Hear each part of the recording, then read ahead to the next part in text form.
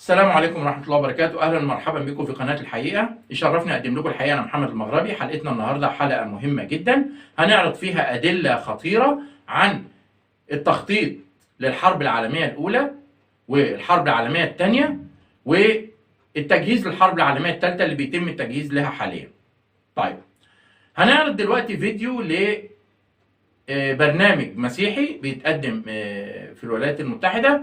البرنامج ده بيتكلم عن أخبار النبوءات، البرنامج اسمه كده.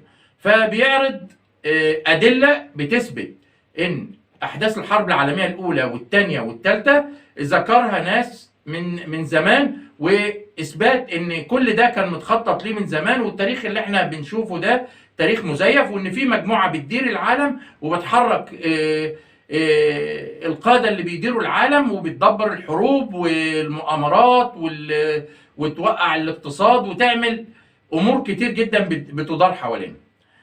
في أول الفيديو هيتكلم عن شخص اسمه ألبرت بايك. ألبرت بايك ده شخص اتولد في 1809 وخدم في الجيش الأمريكي لما وصل عميد في الجيش الكونفدرالي الأمريكي، واتوفى 1891. الشخص ده كان عابد للشيطان، وكان كبير فرسان جماعة كلوكس كلان المعروفة، وله تاريخ حافل في الماسونية، وصل للمستوى ال 32، وكان وصل لمستوى مرموق جدا في عبادة الشيطان، وكانوا بيقولوا ان هو متصل بالشيطان وكلام زي كده. الراجل ده حلم زي ما بيقول على حسب كلامه هو، ان هو حلم بالحرب العالمية الأولى بتفاصيلها، وحلم بالحرب العالمية الثانية بتفاصيلها، والحرب العالمية الثالثة اللي بيتم التجهيز لها دلوقتي. عبارة عن شرح الحرب العالمية الأولى وشرح الحرب العالمية الثانية، وذكر النازية، وذكر الشيوعية، وذكر كل شيء بالتفاصيل. الكلام ده كله ذكره سنة كام؟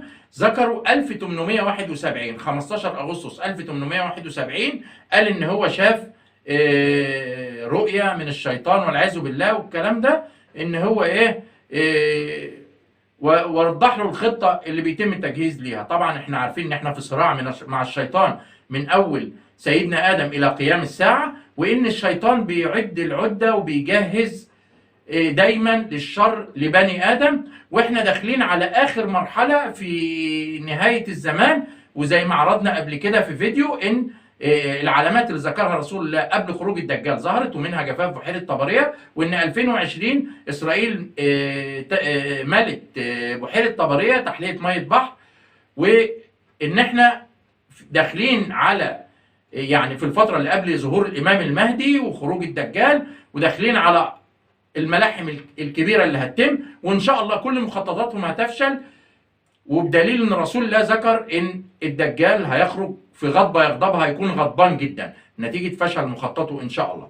طيب، ألبرت بايك حلم على حسب كلامه بالتفاصيل دي. التفاصيل دي ذكرها كاردينال من امريكا الجنوبية من تشيلي اسمه رودريغوس، اللي كتب كتاب سنة 1925 ذكر فيه التفاصيل اللي ذكرها ألبرت بايك ده في خطاب بعته لواحد صاحبه.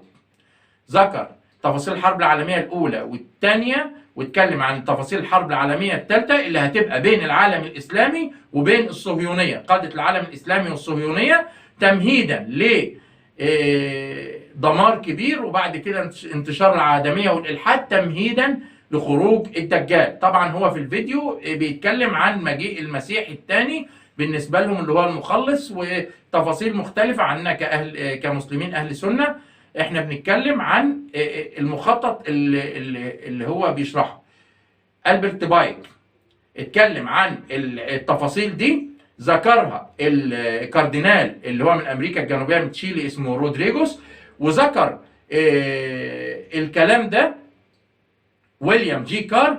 ده كان معروف جدا، ده كان ضابط في سلاح البحرية الكندي، وخدم في المخابرات، ومولود 1895 وتوفى 1959. الراجل ده كان باحث عن الحقيقة وعن تاريخ الماسونية، وبيثبت ان العالم كله بيدار بمؤامرة كبيرة جدا، وان الحروب مدبرة، والاقتصاد والسيطرة على الاقتصاد العالمي والمؤامرات والانهيارات، كل ده بيتم بخطط من المجموعة اللي هم عبد الشيطان والماسون اللي بيحكموا العالم.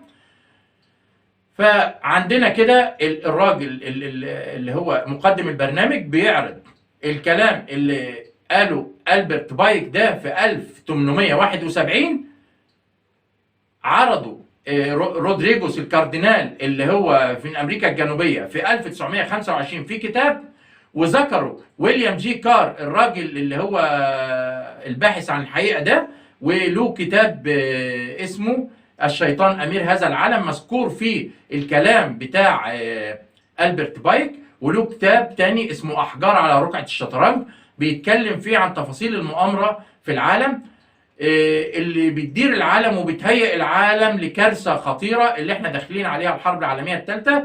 يعني العالم بتديره مجموعة بتخطط لحروب ومؤامرات وانهيارات بتتجهز ليها. نفذوا الكلام ده مذكور 1871، اتنفذ الحرب العالمية الأولى واتنفذ الحرب العالمية الثانية، وجاري التجهيز للحرب العالمية الثالثة بالتفاصيل اللي هو ذكرها في الفيديو. نشوف مع بعض الفيديو ونتأكد من الكلام اللي أنا شرحته ده.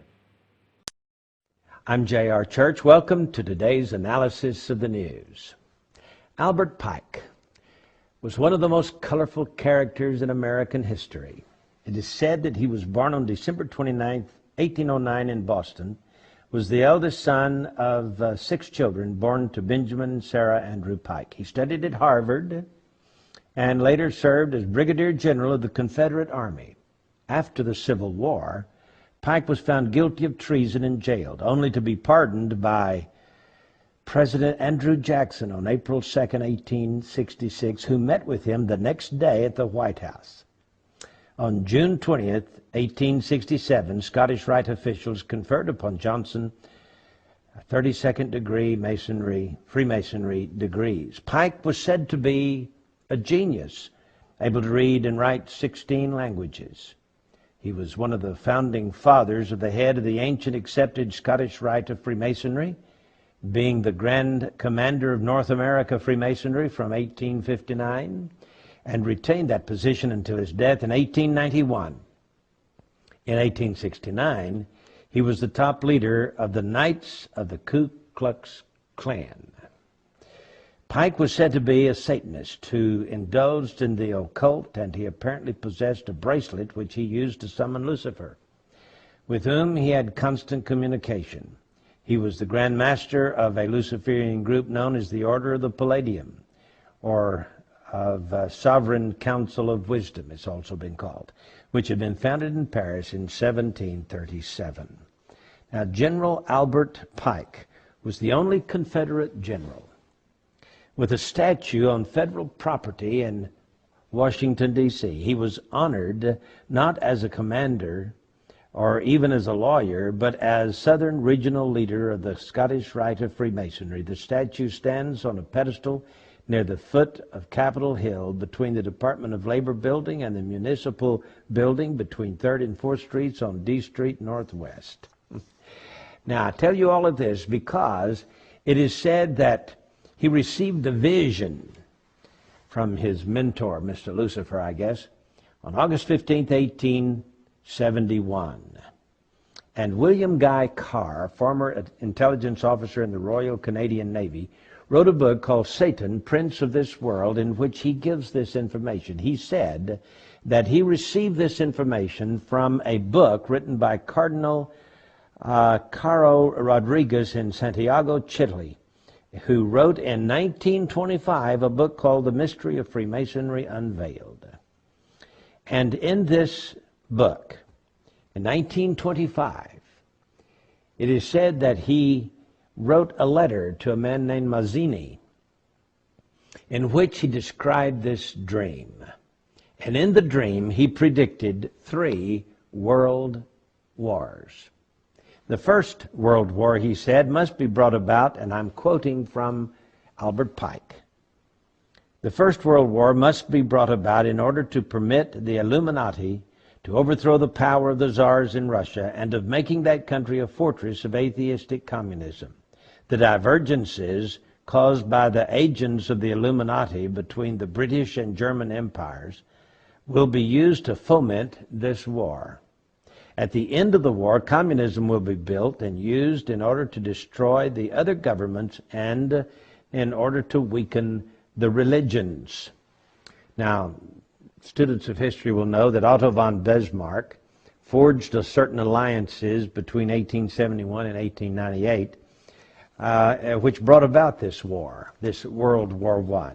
And Otto von Bismarck here says that he was a co-conspirator with Albert Pike, and he was the one instrumental in bringing about the First World War. Well, that's the First World War. Then he dreams that there must be, he is given in this visionary dream, a Second World War. Now remember, this was in 1925 that it became public in this book written by a cardinal from Santiago, Chile, Rodriguez.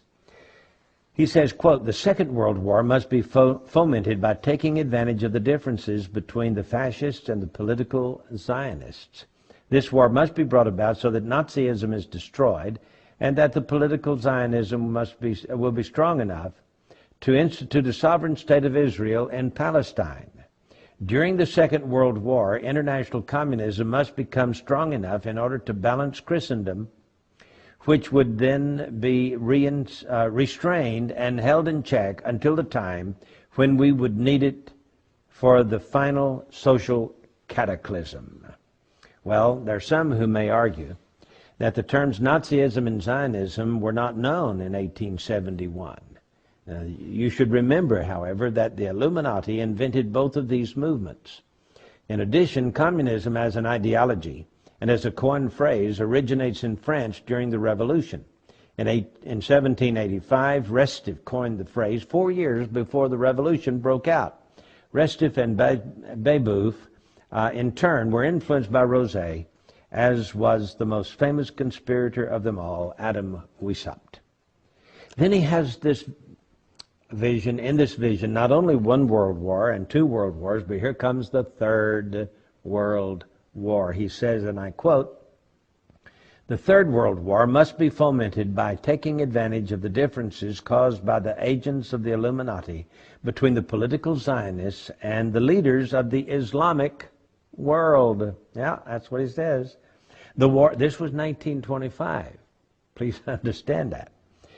At least 1925. May go all the way back to 1871, as is purported to do, but at least it was written in a book and published in 1925. So he says, after World War I was just over a few years, and before World War II even started, he's now thinking about this Third World War, and it says that it will be caused by the differences between the political Zionists and the leaders of the Islamic world. The war must be conducted in such a way that Islam, the Muslim Arabic world, and political Zionism, the State of Israel, mutually destroy each other. That's what it says. Meanwhile, the other nations, once more divided on this issue, will be constrained to fight to the point of complete physical, moral, spiritual, and economic exhaustion. We shall unleash the nihilists and the atheists, and we shall provoke a formidable social cataclysm in which, in all its horror, will show clearly to the nations the effect of absolute atheism, origin and savagery, and of the most bloody turmoil. So he's against Christianity and he's against atheism. They're supposed to fight each other to the death, you see. Then, he says, everywhere the citizens obliged to defend themselves against the world minority of revolutionaries will exterminate those destroyers of civilization and the multitude, disillusioned with Christianity, whose deistic spirits will from that moment be without compass or direction, anxious for an ideal, but without knowledge where to render its adoration, will receive the true light through the universal manifestation of the pure doctrine of Lucifer. That's what he says. Brought finally out in the public view. So he's saying that Lucifer will finally make himself, the good guy. He's going to save the world from these atheists who don't believe in deity and from these Christians who believe in the good God. Well, so it says, this manifestation will result in the general reactionary movement which will follow the destruction of Christianity and atheism, both conquered and exterminated at the same time. Well, I don't know if it's true, but I can tell you that it sure has played into what is being carried on in the Middle East today. And it looks like everything from World War I and World War II, with the development of the State of Israel, and with the Zionist movement and the Communist movement and the atheist movement, and the peppering down of persecution on the Christians of this world, it looks like that may be Lucifer's attempt at annihilation of us all, so that Lucifer will appear in the form, of course, of what the Bible calls the Antichrist, and establish peace on earth for mankind. I got news for all those Illuminatists. Their little plan will only last for 3.5 years and will be destroyed by the second coming of Jesus Christ himself, who, by the way, is going to take all of us Christians out of this world before the 7 years sets in, before this Luciferian ideal can capture the imaginations of people on planet Earth. There won't be a fight between Christianity and atheism, because we will be gone. But the atheists, they might meet their demise at the hands of the Antichrist when he introduces Lucifer, his old pal. I can tell you this, they're all going to be thrown into the lake of fire. So says the Word of God, and I believe it from cover to cover. I'm J.R. Church. We'll see you again tomorrow with our analysis of the news.